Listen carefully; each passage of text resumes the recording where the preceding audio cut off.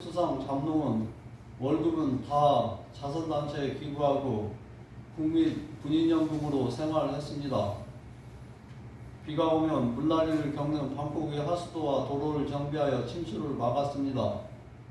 그리고 사람들의 건강과 일자리를 위해 힘썼고 시장의 가게들을 정비하고 부정부패를 없애서 태국의 청백리가 되었습니다.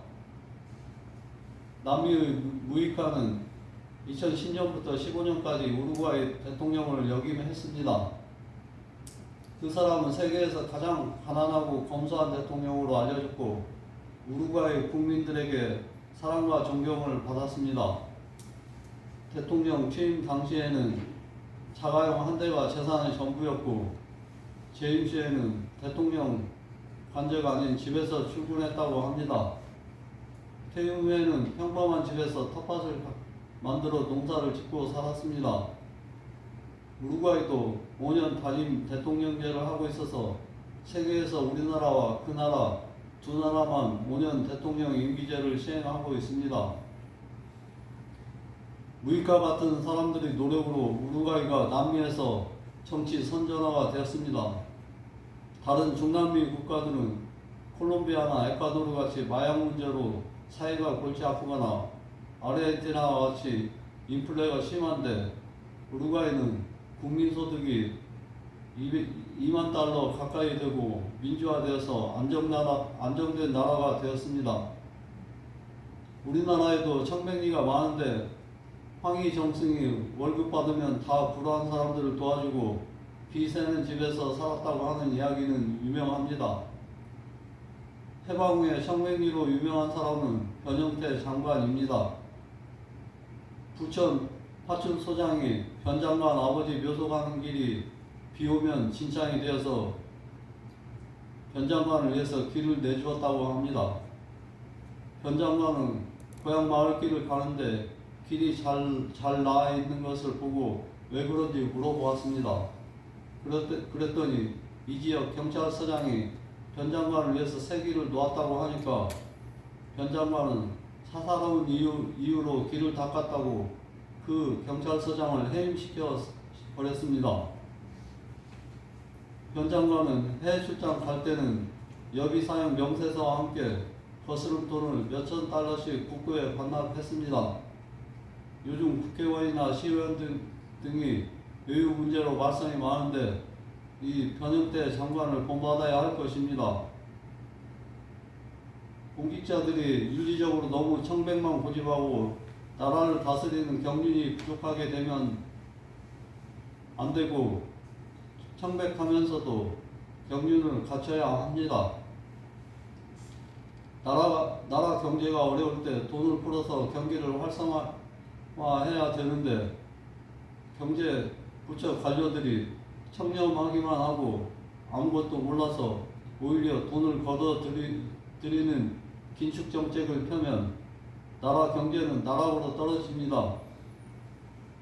조선시대 김교익필은 성종과 연산군 시대 사람으로 소학이라는 책을 중요시했습니다. 소학은 소학교의 소학으로 어린이가 배워야 하는 공부여서 소학책은 어린이용 윤리책이라 할 수 있습니다. 김교익필은 자신을 소학동자라고 일컫고 일생에서 수학만 읽어도 충분하다고 하면서 생활 윤리만 지나치게 강조했습니다.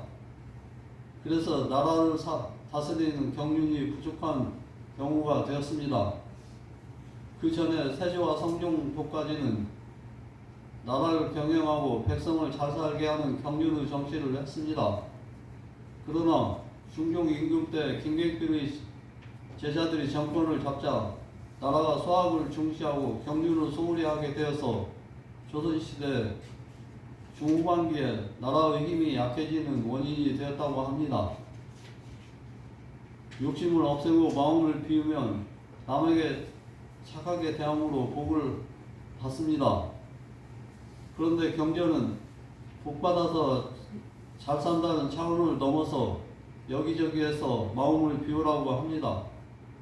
3일신고에 지감조식 금쪽해서 마음을 비우라 하고 참전계경 허령에도 심령을 비우라고 합니다.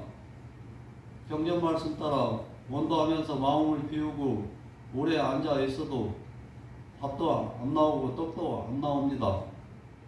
그러나 사람 사는 것이 생계가 다가 아니고 하늘스럽게 살아야 된다고 경전은 가르칩니다.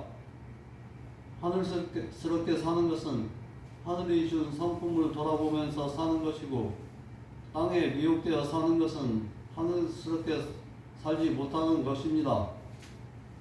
어떤 사람은 땅이 좋지 하늘이 뭐가 좋으냐, 땅값은 갈수록 오르는데 하늘값은 어디 오르느냐 하는 농담도 하지만, 우리는 하늘스럽게 살아서 매일매일 하늘님께 한 발자국씩이라도 가까이 가고 마침내 하늘님을 배워야 합니다.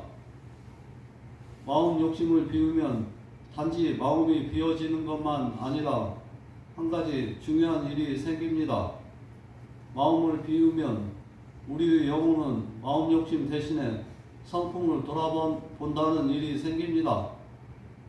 삼인신고는 지감조식 금쪽에서 마음을 비우며 한뜻으로 화행하면 성품에 통한다고 가르치고, 참전계경은 빈 곳에서 이치와 기가 생긴다고 했습니다.